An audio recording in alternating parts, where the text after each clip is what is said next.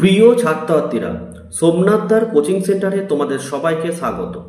আজকের ভিডিওতে থাকছে প্রান্তিক মাধ্যমিক ভৌতবিজ্ঞান ও পরিবেশ ভূঁইয়া ও সাহা দশম শ্রেণী। আজকে আমরা অধ্যায় 1 পরিবেশের জন্য ভাবনা এর অনুশীলনীর প্রশ্ন উত্তর সম্পূর্ণ আলোচনা করে দেব। এর আগের ভিডিওতে কিন্তু আমি তোমাদের অধ্যায় 4 অধ্যায় 5-এর প্রশ্ন উত্তর নিয়ে আলোচনা করেছি। ভিডিও ডেসক্রিপশন বক্সের প্লে লিস্টের লিঙ্ক থাকবে, লিঙ্কে ক্লিক করে তোমরা অবশ্যই দেখে নিও। আর তোমরা কোন প্রকাশনীর বইয়ের প্রশ্ন উত্তরের ভিডিও চাইছো অবশ্যই কমেন্ট করে জানিও। তো চলো আমরা ভিডিও শুরু করি। চলো প্রথমে আমরা দেখে নেব বহু বিকল্প ভিত্তিক প্রশ্ন। প্রতিটি প্রশ্নে 4টি করে বিকল্প উত্তর দেওয়া আছে, যেটি ঠিক সেটি লেখো। 1.1-এর প্রশ্ন দেখো, ভূপৃষ্ঠ থেকে বায়ুমণ্ডলের উচ্চতার মান অপশান এ লিখবে 1000 কিলোমিটার। আচ্ছা 1.2 দেখো, বায়ুমণ্ডলের কোন স্তরটির ঘনত্ব সবচেয়ে বেশি, উত্তর লিখবে অপশান এ লিখবে ট্রোপোস্ফিয়ার। 1.3 প্রদত্ত কোন গ্যাসটি ওজোন স্তরের ওজোন ক্ষয়ে সহায়তা করে, উত্তর লিখবে অপশান সি লিখবে সিএফসি। আচ্ছা 1.4-এর প্রশ্ন দেখো, বলছে প্রদত্ত গ্যাসগুলির মধ্যে কোনটি ওজোন স্তরে ওজোন ক্ষয়ে সহায়তা করে না, উত্তর অপশান ডি লিখবে CO2। 1.5 দেখো, প্রদত্ত কোন গ্যাসটি ভূপৃষ্ঠ থেকে বিকিরিত দীর্ঘ তরঙ্গ দৈর্ঘ্য বিশিষ্ট অবলোহিত রশ্মি শোষণ করে, অপশান সি লিখবে CH4। 1.6 গ্রিনহাউস গ্যাস হিসেবে পৃথিবীর উষ্ণতা বৃদ্ধির জন্য প্রদত্ত কোন গ্যাসটির অবদান সবচেয়ে বেশি, অপশান সি লিখবে CO2। 1.7 প্রদত্ত কোনটি গ্রিনহাউস গ্যাস নয়, অপশান ডি লিখবে অক্সিজেন। 1.8 দেখো, বায়োফুয়েলের একটি উদাহরণ হলো, অপশান ডি লিখবে গোবর। 1.9 দেখো, বায়োগ্যাসের মূল উপাদানটি হলো, অপশান বি লিখবে CH4। 1.10 একটি সৌরকোষে উৎপন্ন বিভব পার্থক্যের মান, অপশান এ লিখবে 0.5 ভোল্ট। এবারে বিয়ের দাগে দেখো, একটি শব্দ বা একটি বাক্যে উত্তর দাও। 2.1-এর প্রশ্ন, বায়ুমণ্ডলে উপস্থিত একটি গ্যাসের নাম করো যেটি গ্রিনহাউস গ্যাস নয়, উত্তর লিখবে অক্সিজেন। নেক্সট দেখো 2.2-এর প্রশ্ন, যে কয়লার একটি নমুনার তাপন মূল্য 30,000 বলতে কি বোঝায়, উত্তরটি আমি মুখে বলছি, তোমরা লিখে নেবে, কারণ এই উত্তর তোমাদের পাঠ্য বইতে নেই। দেখো লিখবে যে কয়লার একটি নমুনার তাপন মূল্য 30,000 বলতে বোঝাচ্ছে এই কয়লার 1 কিলোগ্রাম সম্পূর্ণভাবে দহন করলে 30,000 কেজি অর্থাৎ কিলোজুল তাপ উৎপন্ন হবে। হয়েছে? আমি আর একবার বলি উত্তরটি, যে কয়লার একটি নমুনার তাপন মূল্য 30,000 বলতে বোঝায় যে এই কয়লার 1 কিলোগ্রাম সম্পূর্ণভাবে দহন করলে 30,000 কিলোজুল তাপ উৎপন্ন হবে। ঠিক আছে?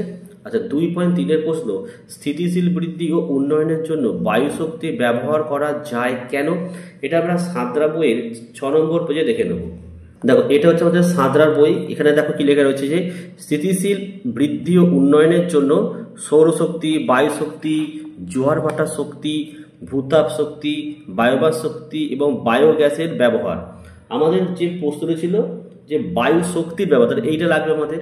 ঠিক আছে, দেখো 7 পেজে চলে আসছে আমি। দেখো এই যে বায়ু শক্তির ব্যাপারটা রয়েছে, এখান থেকে তোমরা উত্তর অর্থাৎ 3টে পয়েন্ট রয়েছে, যে 1টা 2টো 3টে পয়েন্ট তোমরা ভালোভাবে খাতায় লিখে রাখো। ঠিক আছে, চলো নেক্সট প্রশ্ন দেখো। আচ্ছা 2.4 দেখো, এবারে জীবাশ্ম জ্বালানির বিকল্প একটি জ্বালানির উল্লেখ করো, উত্তর লিখবে কাঠ। 2.5 দেখো, বায়ুমণ্ডলের উষ্ণতা বৃদ্ধি করে এমন একটি গ্যাসের নাম লেখো, লিখবে CO2। 2.6 দেখো, কয়লা খনি থেকে কোন জ্বালানি গ্যাস উৎপন্ন হয়, লিখবে CBM। 2.7 বায়ুতে উপস্থিত একটি গ্যাসের নাম করো যার পরিমাণ বৃদ্ধিতে বিশ্ব উষ্ণায়ন ঘটে, উত্তর লিখবে CO2। 2.8 দেখো, শক্তির একটি উৎসের নাম করো যেটি স্থিতিশীল উন্নয়নের জন্য ব্যবহার করা যায়, উত্তর লিখবে সৌরশক্তি। আচ্ছা 2.9 দেখে দাও, জ্বালানির তাপন মূল্যের একক লেখো, লিখবে কেজি কিলোজুল পার গ্রাম। 2.10 দেখে নাও, স্ট্র্যাটোস্ফিয়ারের উচ্চতা বৃদ্ধির সঙ্গে উষ্ণতা বাড়ে না কেন, তাহলে এখানে 2.10-এর উত্তরটি আমরা পেজ 1 থেকে 2-তে দেখে নেব। দেখো এখান থেকে দেখো কি বলা হচ্ছে, এই যে স্ট্র্যাটোস্ফিয়ার বলছে ট্রোপোস্ফিয়ারের ঠিক ওপরের অঞ্চলের নাম স্ট্র্যাটোস্ফিয়ার। এর উচ্চতা দেখো 10 থেকে 50 কিলোমিটার। এই অঞ্চলের উচ্চতা বৃদ্ধির সাথে তাপমাত্রা বাড়তে দেখো থাকে। এই অঞ্চলের ওপরের সীমানা বরাবর যে অঞ্চল রয়েছে তার নাম স্ট্র্যাটোপো। দরকার নেই, তার উত্তরে এইটুকুনি দরকার। আচ্ছা, আমাদের প্রশ্নটা বলেছে 2.11 ওজোন স্তর সূর্য থেকে আগত কোন রশ্মির ভূপৃষ্ঠে আপতনকে প্রতিহত করে, লিখবে অতি বেগুনি রশ্মি। 2.12 বায়োগ্যাসের একটি ব্যবহার উল্লেখ করো, পেজ হাতে দেখে নাও। এই হচ্ছে বায়োগ্যাসের ব্যবহার, 4টে আবার রয়েছে, 1, 2, 3, 4টে। নেক্সট দেখো 2.13 বলছে ওজোন স্তরের ওজনের বিয়োজনে NO এর ভূমিকা কি, এটা সাঁতরার 3 নম্বর পেজে আমরা দেখে নেব।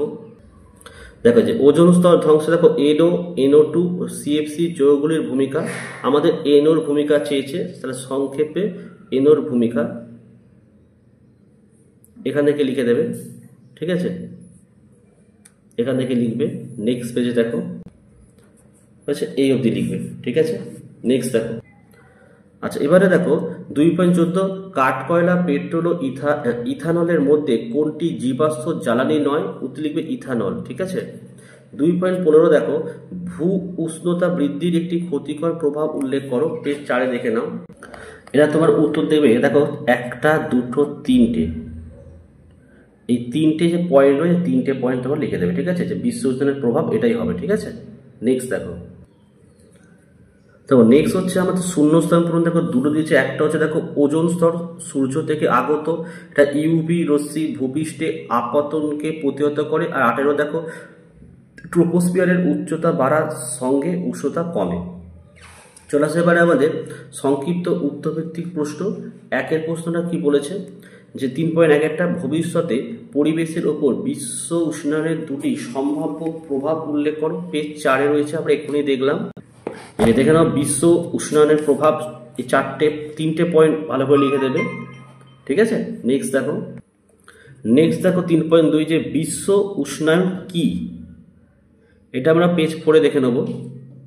দেখো বিশ্ব উষ্ণায়ন বা গ্লোবাল ওয়ার্মিং কাকে বলে, উত্তর এখান থেকে শুরু করবে, যে বায়ুমণ্ডলে CO2-র তুলনায় অন্যান্য গ্যাসের পরিমাণ খুবই কম, বর্তমানে শিল্প জ্বালানি, এখান থেকে শুরু করে এত লিখবে, ঠিক আছে।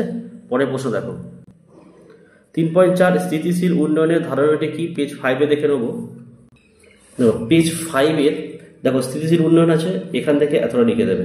নেক্সট দেখো কি আছে আমাদের নেক্সট প্রশ্ন, মিথেন হাইড্রেট কি, এটা পেজ 8-এ পেয়ে যাবে, দেখে নাও। এই হচ্ছে মিথেন হাইড্রেট, পুরোটা ভালো করে পড়ে নেবে, ঠিক আছে। নেক্সট দেখো 3.6 বলছে কোনো জ্বালানির তাপন মূল্য বলতে কি বোঝায়, কয়লা ও ডিজেলের মধ্যে কোনটির তাপন মূল্য বেশি, তা কোনো জ্বালানির তাপন মূল্য বলতে কি বোঝায়, এটা পেজ 5-এ পাবে। আর দেখো কয়লা ও ডিজেলের মধ্যে কোনটির তাপন মূল্য বেশি, দেখো কয়লার হচ্ছে 16 থেকে 27 কিলো জুল পার গ্রাম, আর ডিজেলের হচ্ছে দেখো 45.55 কিলো জুল পার গ্রাম। তাহলে এটাই হচ্ছে আমাদের বেশি, ঠিক আছে। তো দেখো এই ছিল আজকের ভিডিও ভালো লাগলে একটি লাইক করো এবং চ্যানেলে নতুন হলে চ্যানেলটাকে সাবস্ক্রাইব করো, পাশে থাকা বেল আইকন প্রেস করে অল নোটিফিকেশনটাকে অন করো, তাতে আমি যখনই কোনো ভিডিও আপলোড করবো সবার প্রথমে তোমাদের কাছে পৌঁছে। তো আজকের ভিডিও আমি এখানে শেষ করলে, তোমরা প্রত্যেকে ভালো থেকো এবং সুস্থ থেকো।